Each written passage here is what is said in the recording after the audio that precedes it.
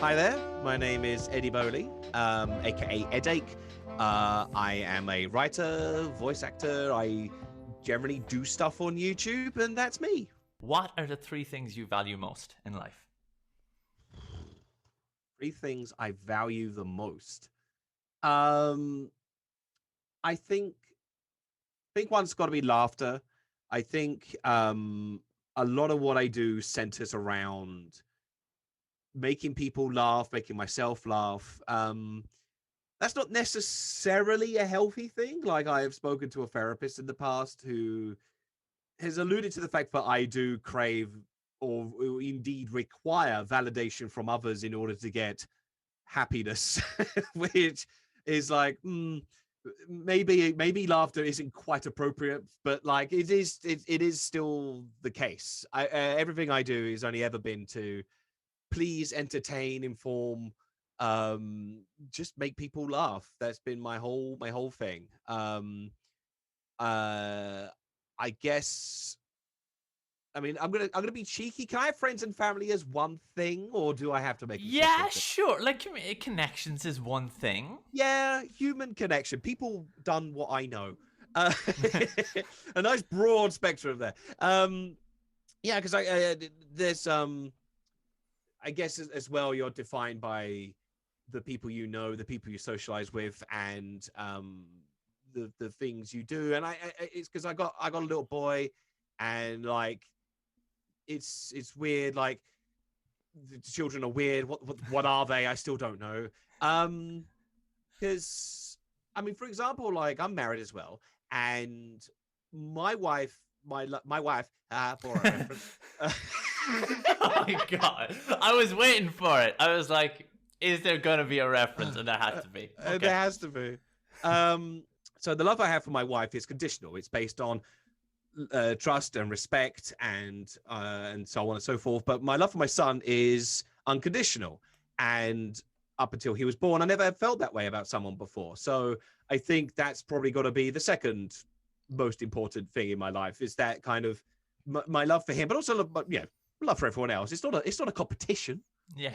It's not a competition. I mean, if it were, he'd lose because he's small and he's actually I don't know. He's pretty tough. He could probably handle a sword.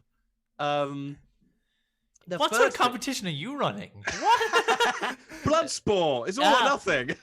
Okay, I I see. want to be like Caesar sat there in the Colosseum, thumbs up, thumbs down. Fight for my love. Uh, okay, I guess the third thing I value most would be probably cartoons because um, it's pretty much center to everything that I do right now. And there was like a realization I had a few years ago where it was like, all the TV shows I'm watching and in general media I consume is animated. Like, whilst people were talking about the Breaking Bad finale, I was more interested in what was going on in, I don't remember what was on at the time, Steven Universe or something like that. So I think cartoons are probably something I value more. And it's obviously a lot that I centered my channel around.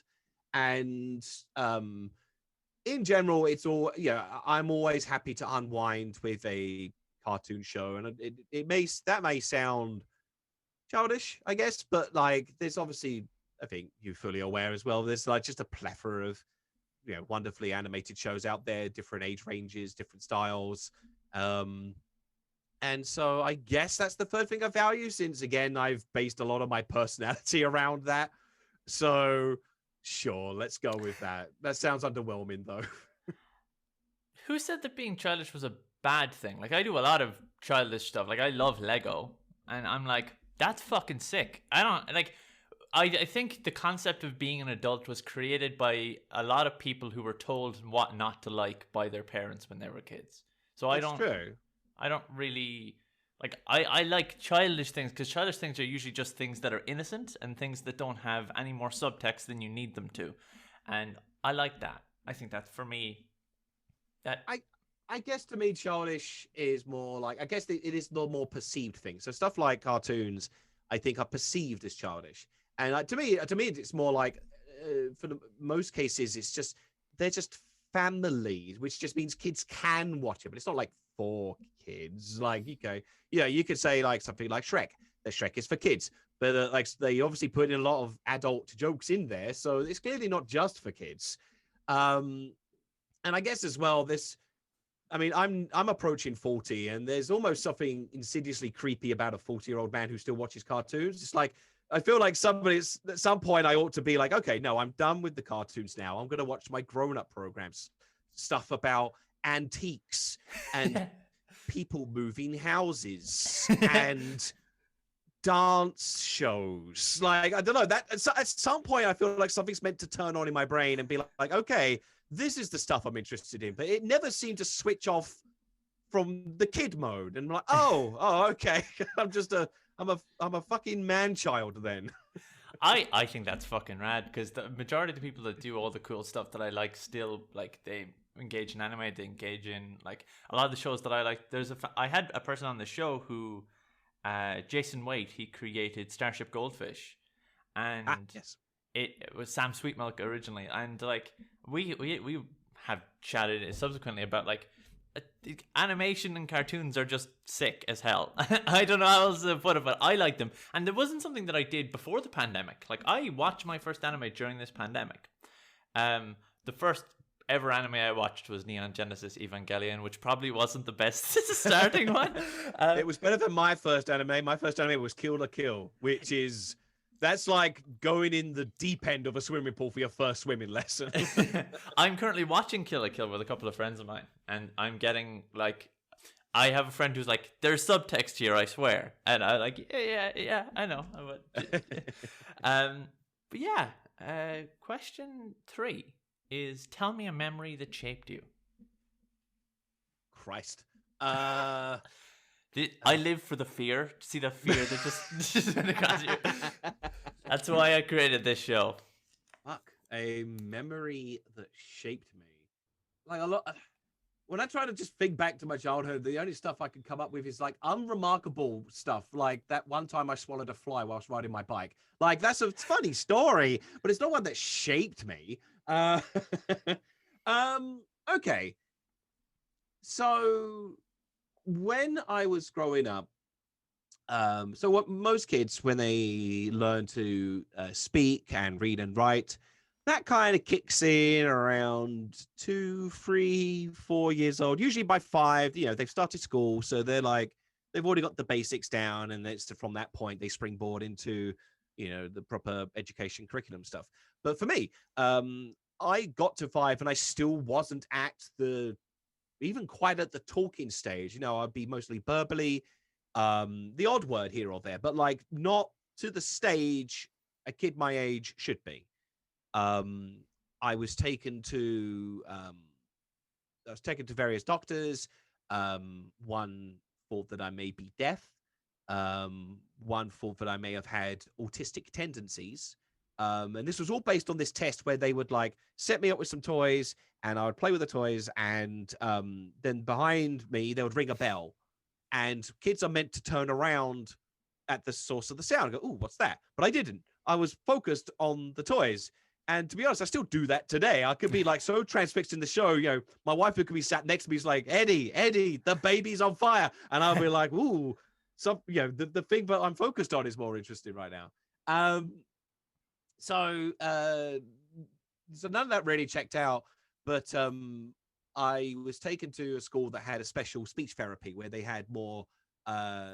It was a primary school, but it had like a separate section that was dedicated to helping kids who were struggling with their speech and their development on that front. So I started there, and I think I was there for a few years whilst I got my whole my reading, writing boosted up. But in between, there would be like just like an activity, like just like here's paint, do some painting. You're not painting to a task. You're not like paint a bowl of fruit or anything. It's like, here's the canvas, here's the paint, just paint. So at the time I was big on Thomas the Tank Engine. So I thought I would paint my favorite trains, which was James Gordon and Henry. What I painted really surprised everyone. So like, most kids, when they paint a train, they would paint it either front on or profile. They would sort of see things quite two-dimensionally like that. I, however, painted it as if you were looking at them from a bridge. So you're looking at it from a perspective, right? So like from high up, top down, you're seeing like their fronts and their tops. And I mean, it wasn't a good painting. It was still painted by a child, so it was shit. But it was the fact that I demonstrated perception, I guess. I mean, from what I understand, and this could be grossly incorrect, and I apologize if it is, but like from what I understand, a symptom or a side effect of autism is the inability to perceive other perspectives, which could be why it's hard to reciprocate emotions or detect sarcasm and that kind of thing. It's hard to put yourself in somebody else's boots. And so there's like an experiment where you have a figurine on a toy mountain, and you put the figurine on top of the mountain, and you say, what can the figurine see? And then kids with autistic tendencies or somewhere on the spectrum may just describe the thing they can see in front of them, rather than put themselves in the imagination of the figurine and what that figurine could see. So basically, in that moment, that painting of the trains, I demonstrated to all my teachers that not only did I not really demonstrate the autistic tendencies they suspected, but like I was like better than most of the kids in my class because I demonstrated that perspective they'd never seen in a kid my age before. And they hung up that painting in the school. So for the rest of my school years, up until I went to secondary school, my painting was hung up in the school halls for everyone to see. And as somebody, as I mentioned before, who thrives on the validation of others, that was pretty validating. Hell yeah. Yeah, like when I was a kid, I didn't basically I was heavily socially stunted because I was bullied like extremely, and so I didn't have any moment like that where I got like an intense amount of validation. I essentially had to like drag myself up by like, no, I'm good enough, I swear, and just to hear that is exactly what I would have needed as a kid to be like, this is good. So hell yeah, I like it's that. It's like the extreme version of your mum hanging your picture on the fridge. You know, the teacher hung it up on the wall. Yeah. That's nice. That gives you a warm feeling in my chest. I mean, there's a sad ending to it though. The painting's lost. Ah, I wish I could have it because I mean, it would make a great video. It would be great to like tell the story and also show the final piece at the end. But like, no, it's long gone. I did try to reach out to the school to be like, is there at least a photo of it? But they're busy, so yeah. so Yeah. no. But I mean, it's the middle of a global pandemic. You could paint those trains again. I could, but it wouldn't be the same. Would Yeah, it? it would be, but you can connect. That's what I do sometimes when I do stop motion animations, because that was the thing that I was hyper focused on as a kid. I would do these animations. I haven't done it in years, but I sometimes do. Like, or when I was 16, I used to like do them just to be like, I remember when I was doing this as a kid, and yeah. And this next question is not as difficult as that question, I swear. Okay. Question 4: what's your favorite color? I don't know if I necessarily have a favorite color. I guess it depends on the vibe and feel of, or the mood, I guess. I mean, like a lot of my brand is predominantly red. I do like red. The room behind me, as you can probably see, is red. I dress probably predominantly blue. I've got blue eyes, and blue tends to be. I just tend to dress blue to sort of bring them out more. But I have been growing I have been growing quite fond of pink lately. I feel like as a boy of the 80s, pink was a color that was deprived to me.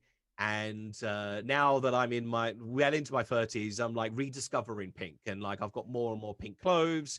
Not that your listeners can tell, but like I have pink lights on behind me. So like I've been growing quite fond of pink. So like as I said, it just sort of depends. Tell me in as much detail as you can about something you knew of which once existed and now does not. I feel like I ought to answer something about like a TV series that is cancelled, and I can tell you all about the ins and outs of the show and how it was made and all this stuff. But the first thought that occurred to me, and I'm just gonna run with it, is Water Palace. So Water Palace was a water slide indoor swimming pool kind of theme park type thing in an area close to where I grew up, Croydon. And it was like the kind of the go-to place for kids my age. It was where people would go to hang out. Every birthday party was held there. It was just like it was full of slides, and it had a wave machine that had a big siren. So when you heard the, you just knew, oh shit, here comes the waves, and it would just go crazy. And I would probably have gone there multiple times a year, probably more than I actually bathed. So, and it's like, yeah, it is long gone apparently, and I sort of learned this sort of well after the fact, but apparently it was bereft with like health and safety problems. Like kids would get injured all the time. And like obviously I had luckily escaped any injury. I guess I'm just that goddamn cool.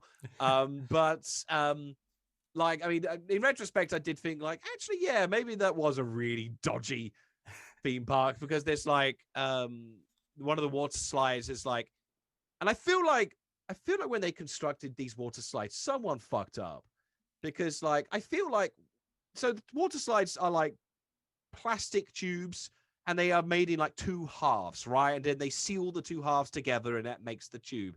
I feel like the crease, the seam, ought to have been on the sides, right? Not top and bottom, where your back is sliding against. So I've definitely grazed my back on just like the odd tiny nick here or there up and down the slide, where you just go down full pelt in your bare back, and it just slices your back. I mean, or grazes your back, to be honest. Like, but it only takes like a few knocks that eventually wears and tears that thing into a sharper point, and you got a kid coming down like fully slashed up and stuff. Sorry, blood trauma. But yeah, I guess that's the thing. I just remember fondly going all the time to this water theme park, and it's long gone. And I even tweeted, yeah, the only reason it's like on the forefront of my memory is because not to date this interview or anything, but obviously there's been a lot of news lately of the royal family. And I suggested, what if we were to replace Buckingham Palace with Water Palace? Just bring that back. Turn the thing into a big water theme park. I think it's a win-win. It is a win-win. And also, it doesn't... this interview, it's not going to date it, because I guarantee at some stage when people are listening to this, there are going to be other drama about the royal family. Or they could all be dead. Who knows? What twist? Isn't that exciting? I'm Irish. I have a lot of history with. Anyway, question 6. What if anything is perfect? It's hard because like my mind goes to movies, and a movie that's just, I mean, I know it's entirely subjective, but like it's perfect to me. But even now it's like it's so hard to like revisit a lot of films with the kind of more the awareness and stuff that you pick up over the years. Things like, I mean, I've been recently revisiting a lot of old comedy movies, and even ones that I held up as being like, no, these are perfect. These are like the best. I mean, they don't lessen in terms of being the best, but they lose perfection, because it'll be stuff like Life of Brian has transphobic jokes in there. Like, oh man, oh, that sucks. And like, and Groundhog Day was another one I revisited recently, and it's like, that technically has rape jokes in it, and it's like, oh god damn it, why can't something just stay good? So why was it, oh god damn it. So I'm gonna, I guess, I mean, Wall-E I think is pretty up there as a perfect movie, one that I could watch again and again. I don't think there are any flaws. I mean, most of them don't talk, so it's not. I mean, I don't know. Is it potentially fat phobic? Fat phobic because of the spaceship baby people? I don't think so because they. I don't know. It's so hard to say because the moment you say that something's perfect, like a film or an actor or even music, like come a time you discover, oh no, they used to like stab babies for a hobby. I'm like, oh god, fucking damn it, you know, can't Another something, one. can't something just stay good? You know, I grew up with Rolf's Cartoon Club, and it's like, god the fuck, man, like he got me into making cartoons, and like now, fuck him. Yeah. So, is there anything left that's actually perfect? I'm now just trying to think of a food that's perfect, like a food I've had that's just like consecutively been never bad, and like even then I can't promise. You know, like pizza. Pizza's pretty good, but I've had bad pizza before, so it's like, god damn it. I guess, I guess the fact is the in order for perfection to exist, imperfection has to also exist. And I don't think it's possible to have something that's truly perfect without those flaws. If anything, to highlight how much better the rest of it is. So I guess I'll be lame and I'll say that nothing is actually perfect because imperfection makes perfection perfect. There you go. There's a nice sucking my own dick sentence there for you. Wow. For me, it's in the background there. I noticed that you have a copy of Muffin Time. Ooh. So I backed Muffin Time during its original campaign. And I backed. Thank you. It's incredible, and in particular, I mean, I haven't gotten many chances to play it because global pandemic. But we chose the best time to release the fucking social card game in social distance. Fuck. But just before everything kind of hit the fan here in Ireland, my friend Brian came down to where I'm from. So he lives up the country, and he came down for a job interview. And I had just gotten my copy of Muffin Time, so you can actually tell the exact date roughly when I got this. And I brought it, and I was like, because we play board games together, and I was like, Brian, we have to play this. And we sat in this shitty cafe, which subsequently closed down and then was made into a new cafe, but it had these rinky tables that were like stained with coffee mugs and stuff. And the table was just about big enough for to play a game of Muffin Time. It was just the two of us, which I know isn't the ideal way to play it, but at the same time, we laughed so hard that the server of the shop came over and was like, what are you playing? Like, what are you playing that is making you laugh so hard? And we were like, oh no, are we too loud? And they're like, no, but no one, like, we're closing this shop down in like 2.5 weeks. What are you playing? And we're like, oh, it's Muffin Time. And that to me, because if the weather wasn't even particularly perfect, it was like grey outside, but it was lovely and warm in this cafe, and the sun, like the little rays of light were kicking in, and it was just magical. Like to put all the pieces together of that, it was just magical. So that for me is perfect, and that it was in my head from when I saw your game of Muffin Time. Oh, thank you. Who is your favorite character from fiction of any kind, and why? My favorite real life comedian is Rick Mail. He is for those who don't know, he's a British alternative comedian, predominantly from like the 80s and 90s. A very enigmatic figure. And a lot of the characters he plays in any show, like Young Ones, like New Statesman, or my favorite TV show of all time, Bottom, he always plays the bastard.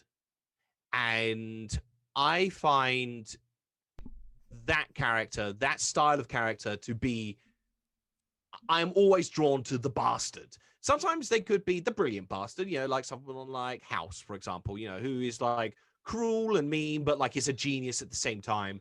But Rick Mail's bastards tend to be like pathetic and like sympathetic in a way, in a twisted way.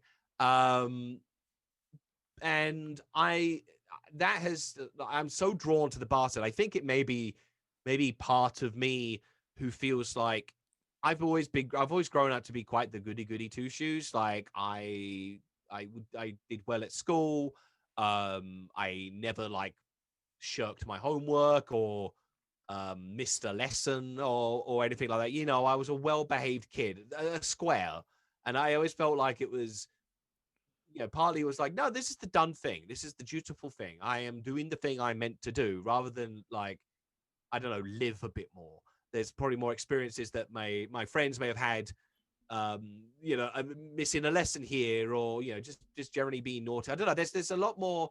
But I did so much of the following of the rules that the to I did so much following of the rules that for a character that rebels against the rules is so exotic to me and tantalizing, and it makes me wish I could be that brave or that bold or that outspoken. And I feel like I have been better at that in the subsequent years. I'm quite outspoken on Twitter, but I think it sort of stems from that kind of that semi-hero worship of that style of character. It shapes so much. Like a lot of the shows that I'm writing, I incorporate the bastard into. When I play D&D, I like to be a goblin because the goblins are the bastards of the D&D world. My favorite animal is raccoons, who are the bastards of the animal kingdom. Like I'm so drawn to the bastard. Even with my own son, although he was married within wedlock, he was born within wedlock, should I say? He something I sort of said to my wife is that I don't want him to always follow the rules. I want him to, of his own accord, break the rules sometimes or bend the rules, because I think that's life. I think that's living life more, where you challenge norms and you alter perspectives, rather than, you know, sort of ground your feet in onto what is traditional, right? You know, growing up, I would have absolutely have done the transphobic jokes, the fatphobic jokes, the racism jokes. You know, this is the stuff I would have joined in on because that was also part of the norm. That was also part of like, well, everyone else is doing it, so I'm gonna do it. And it took a number of years to sort of like unprogram that stuff, from my lexicon, well, not lexicon, but just from acceptability, I guess, to learn like, no, that is actually fucked up and I should stop doing that. And I think I think a lot of it has come from loving and appreciating the bastard. So it's a broad answer because it's not one fictional character, it's a trope, I guess, but it's the Rick Mayall bastard character. That is a fucking class answer. I fucking love that. That's class. I'm gonna have to look up because I know the character that my favorite kind of archetype character would be like that as well. I like the terrible genius, the terrible tortured genius sort of thing. Like House is one of my favorite characters of all time just because he's a prick, but no one can do anything to him because he's too good at his job. That shit, I live for that shit. Like, so I fucking love that answer. Thank you. Question 8. What fascinates you? It was about this point last year. I first entered therapy because there was, I was having, and I guess I've always had, like these series of like panic attacks or crisis, I guess, based around death. And I don't mean like seeing a dead body, I mean my own mortality. And it's always been something I have avoided thinking about because the moment I start thinking about it, I then panic and I feel sick and I have to distract myself. I have to procrastinate. I have to do anything to take my mind off it, which isn't dealing with the problem, which is why I took up therapy. unfortunately, due to the whole partially of the whole COVID situation and financial situation, I couldn't stick to the therapy. But from what I sort of I guess as a byproduct of it, um, for a patch of time, I sort of grew a fascination with death to an extent. I'm still quite hesitant about it, but for example, I've always grown up avoiding horror movies. I am just absolutely not a horror movie fan. I get so squeamish at blood and gore. Like I can handle, I can pretty much handle real life blood more than I can movie blood. You know what I mean? Like there's the whole like the scenario and the scene around it, like the murderers come up and is gleefully stabbing the person or whatever, or torturing them, and it, I've always found that so hard to stomach, and so I've just generally avoided horror movies for the past like 20, 30 years. The very few I have taken in, I have really enjoyed, which is weird because it sort of stands to reason, hey, maybe I would enjoy more if I just tried it.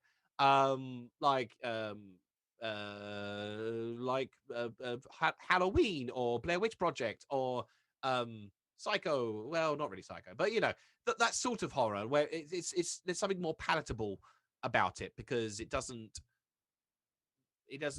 regale in the gore so much. So for a period of time, I almost with a sickening fascination would watch I would watch scenes from like Final Destination, Saw, It, all these like recent horror, gore, torture centric movies. But I would watch them as YouTube clips. So I've removed the atmosphere, I've removed the build up, I've removed the story. So like obviously part of a horror is that it's meant to like constantly instill in you a sense of unease and anxiety up until the reveal of the monster or whatever. It's there's a lot that horror shares in comedy in terms of setup, beat, punchline. And so I just get the punchlines of all these horror scenes. Therefore, I don't get freaked out by it because I'm watching these scenes with a removed context. And so I can immediately sort of just like devour, like I've now watched every single Saw trap. I've now watched like every It kill. So and I can do so because I've removed the horror aspect of it, and I'm now just seeing them as just like almost like moments of theater without the build up. It's hard to explain. So I guess that's a recent fascination. That's the one that's popped to mind. I mean, it's not one that was like a period of time. That was like a month's obsession, I'd say, like a month or two's obsession. It's not something I've continued to do since. But it just stuck out to me as just being a moment of like a hyper focus I had for a period of time. Perhaps if I were to start art therapy again, it would be something that I would do again. And maybe, just maybe, I would actually watch the horror movie.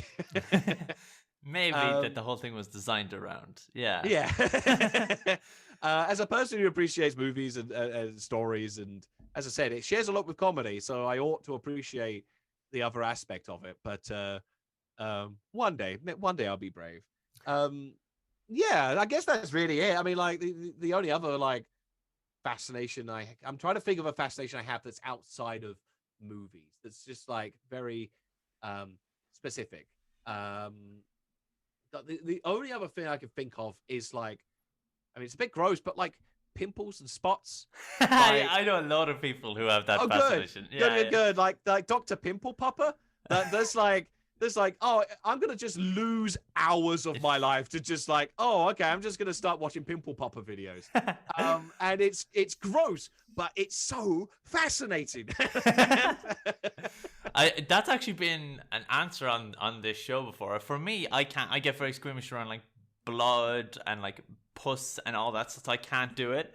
But it was likened, one of my friends likened it because like, how the fuck can you like that? And they were like, yeah, but you have spent 3 days watching nothing but lock picking videos. Explain. You know what I mean?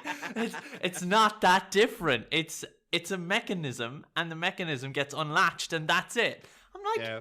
okay, I can see it. I can see it. Oh, yeah.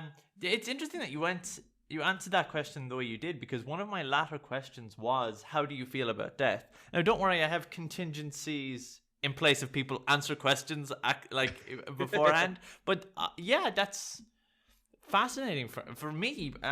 Death wasn't a fascination; it was more of an ominous dread, which this show has actually helped me to deal with, because I've spoken to enough people and gotten their answers on it that I'm just like, at this stage, all right.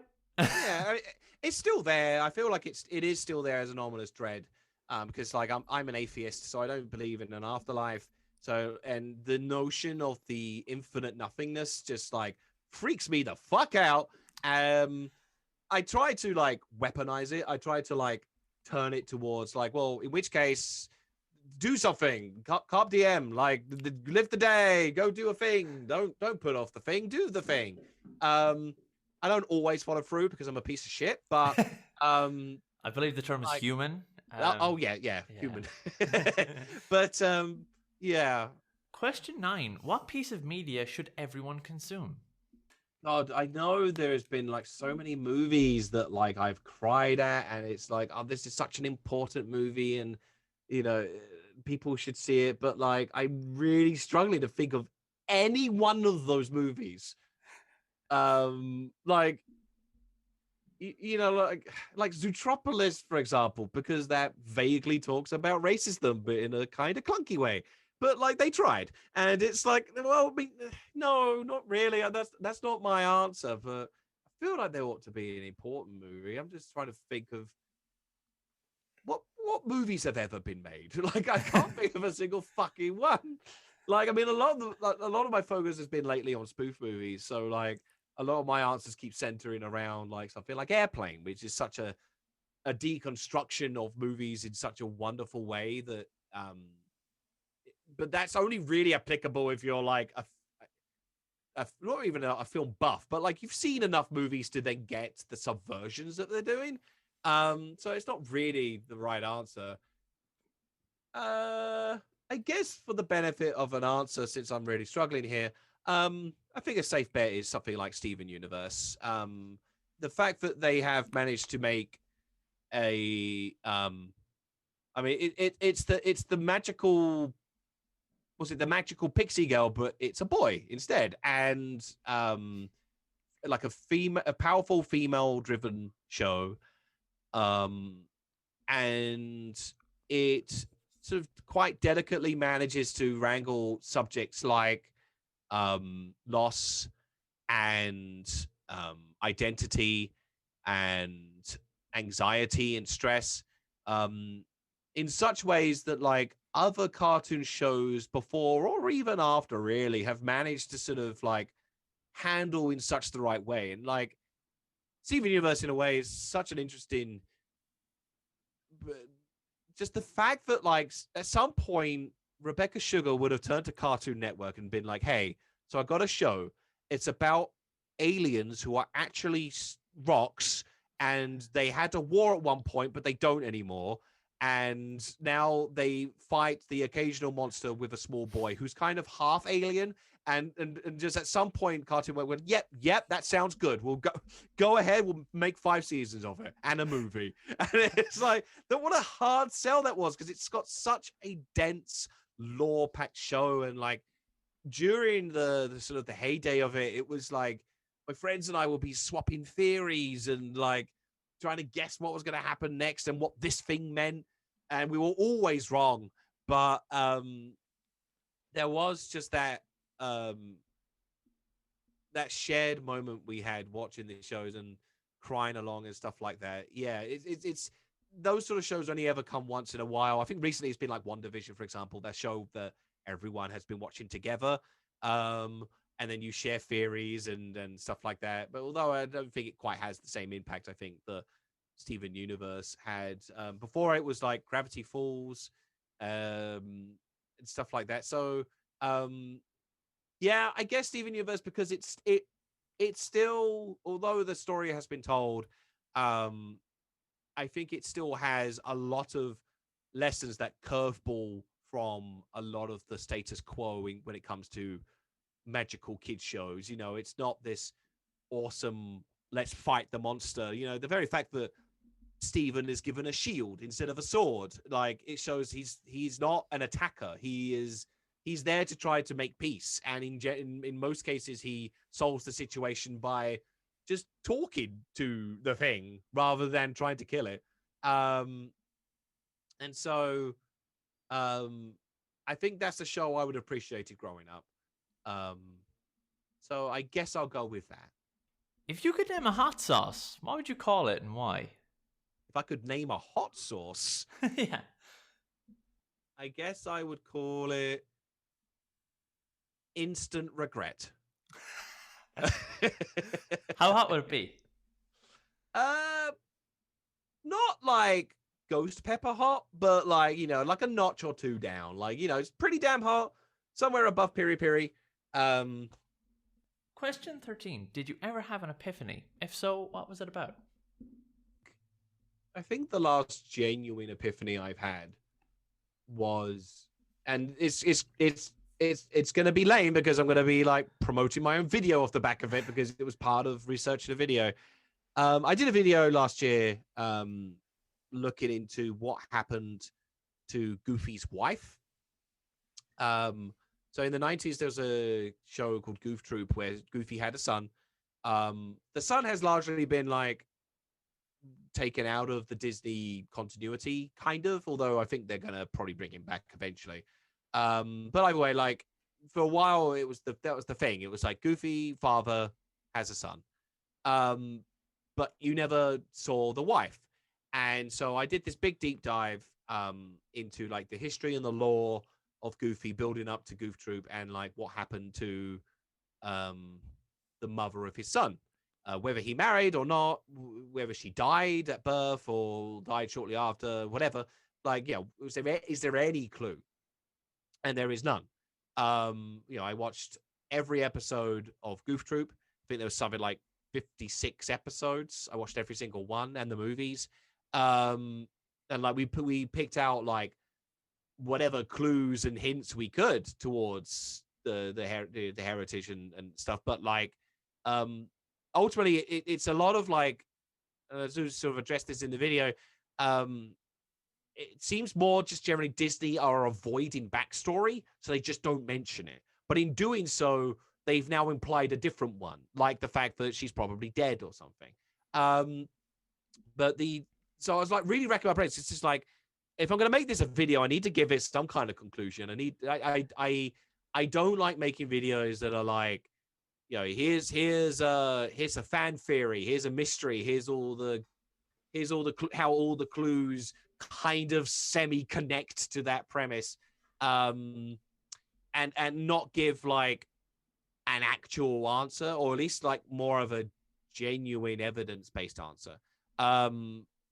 Like beforehand, I did a video about like dark theories about kids shows, like you know, preschool shows.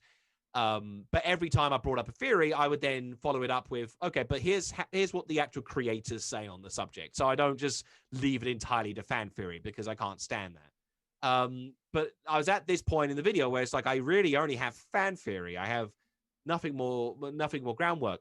And the epiphany I had was the fact that at one point there's an episode where one of them pretends to be a baby and just gets left on the doorstep. And it's like, that's kind of like Storks. And although it's never mentioned at any point in any episode, it's like that ties in perfectly with everything Disney do. They always use storks to explain babies. And so it's like, oh, it was a stork. So it was like, oh, and it was like really cool. It's like, oh, am I the first one to figure that out? Am I the first one to figure out that it's a stork? And so I Googled around and like no one else had ever connected it. And I was like, oh, this sounds really cool. And then like, but I also had to stay true to my word of like, I can't post fan theory. I have to back it up. And the fact that like the episode still mentioned pregnancy means that like, oh, then storks don't work. I mean, there's the movie Storks, which I love. which does have stork babies and pregnancy babies go, side by side, but that's not Disney. So I had nothing to latch onto. It's like, oh, well, then I have to give up on that theory. But that was such a surge at the moment. It'd be like, oh, I'm the first to think of this. And so, and that's always a cool moment, like, especially when because like a lot of what I do when I make videos is that I, first of all, check, has anyone else made a similar video? Or at least made a similar video recently or as thoroughly as I intend to do. And once I know that's okay, then I go ahead. Like one of the first videos I did was Who Shot Mr. Burns? And no one had covered all the clues that they kept in the episode that allude to Who Shot Mr. Burns. And so that became the first video. And like, it has since been like ripped off by other people. Like there was a website that pretty much used it word by word verbatim in an article without crediting me. And so I guess that's an epiphany of sorts.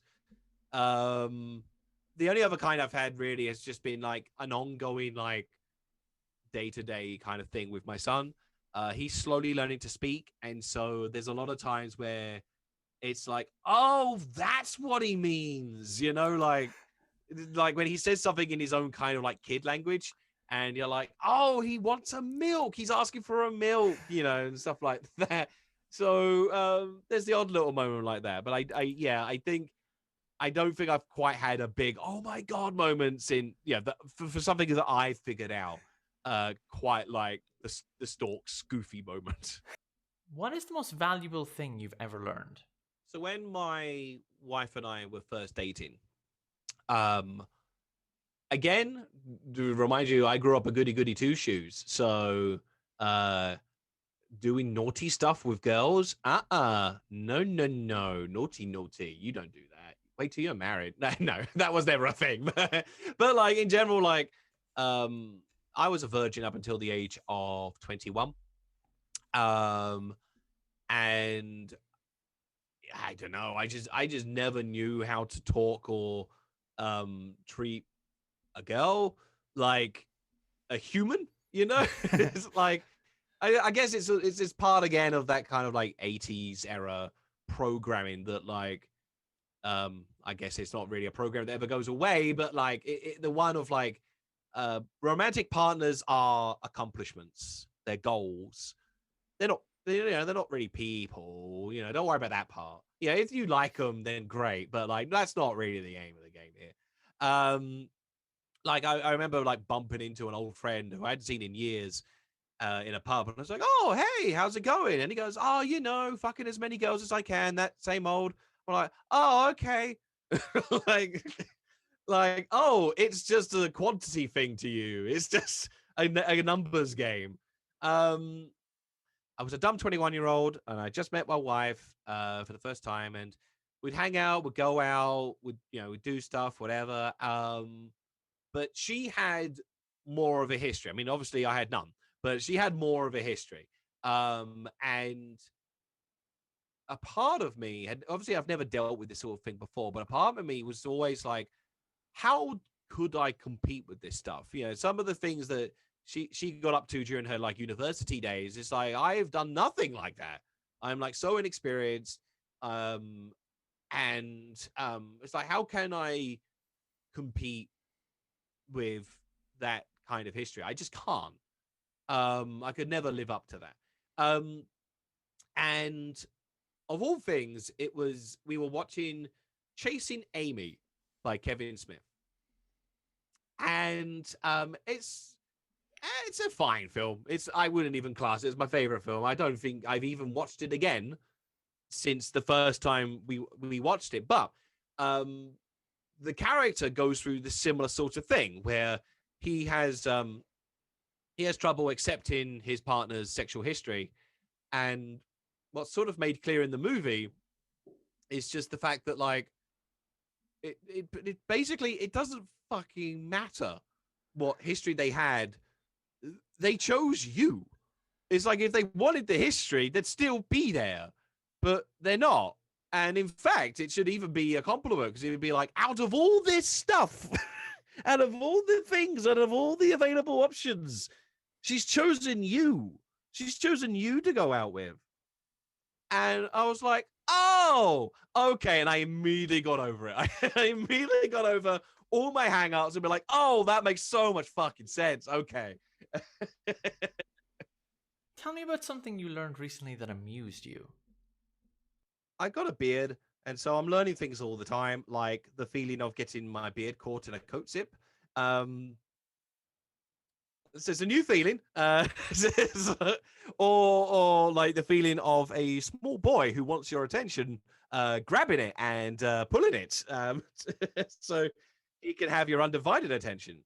Um, so yeah, I mean, if we're talking more like topical stuff, then like there's the Pepe Le Pew thing that made me laugh, which was like so um Pepe Le Pew is a Looney Tunes character who um he's always been one joke, which is he falls in love with anything that vaguely resembles a skunk and will then pursue them despite they refusing his advances.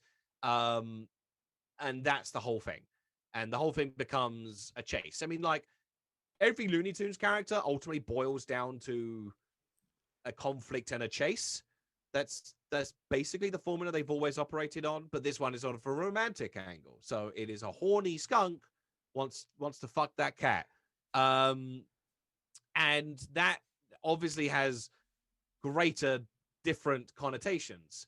Um but he was meant to be Pepe Le Pew was meant to be in Space Jam 2. And there's an article that came out recently that was like, oh, he's been cut. He's been cut from the movie. He's been cut. His scene has been cut. Therefore, he is cut from the movie. That was his one and only appearance, apparently. And which is funny because it's clear that it's like, oh, we just don't know what to fucking do with this character, so we just put him in one scene, and yeah, we cut him from one scene, and he's gone from the movie. But it was the reaction that people had. The knee-jerk reaction was people saying that, oh, this is SJWs. They're at it again. Political correctness. And they had nothing to grasp onto. It's like, because he's French. Or because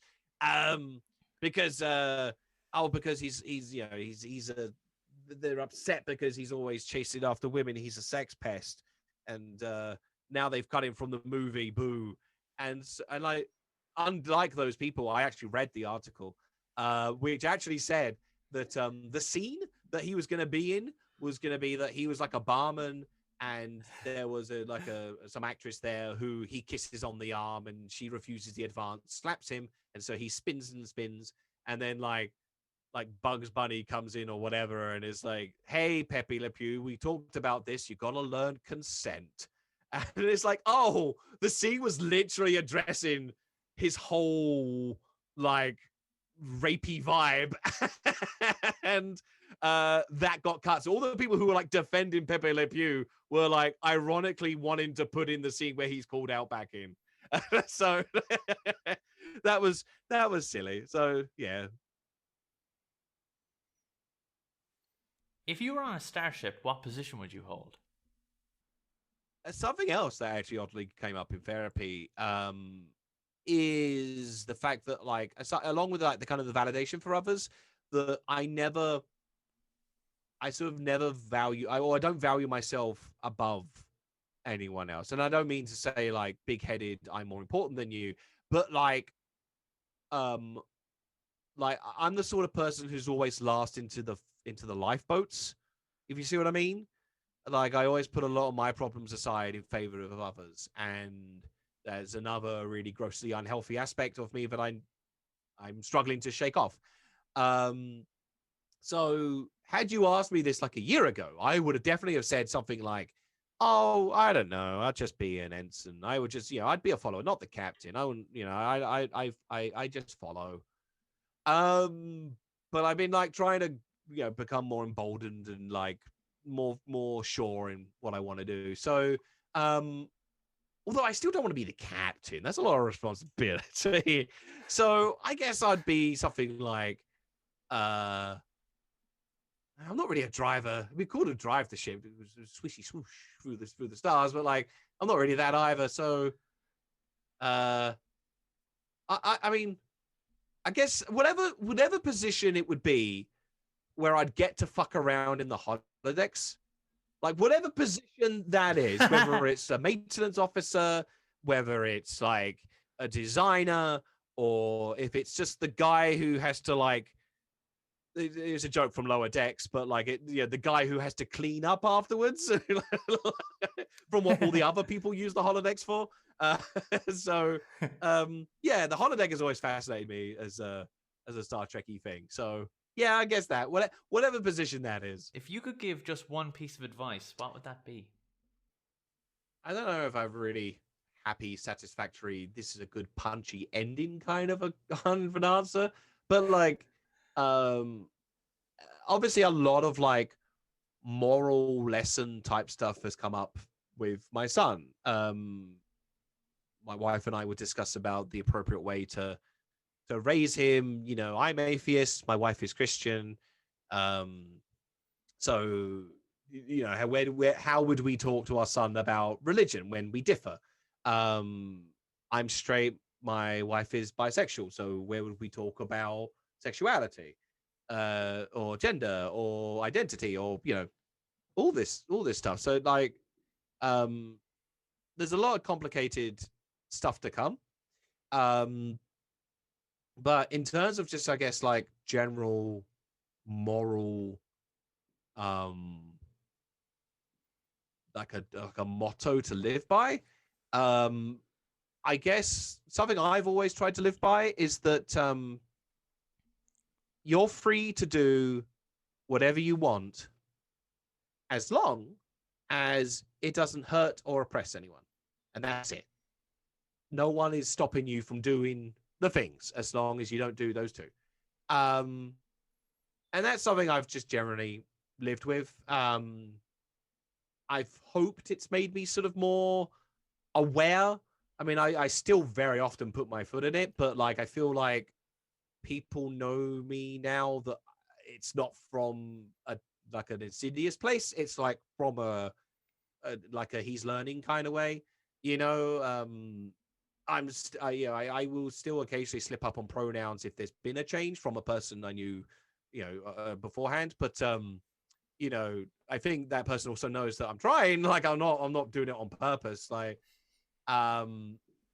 stuff like that. So I think as long as you operate your life that way, as long as you operate your life with that freedom, but also with that awareness, I think that will lead to a happier life for you and others.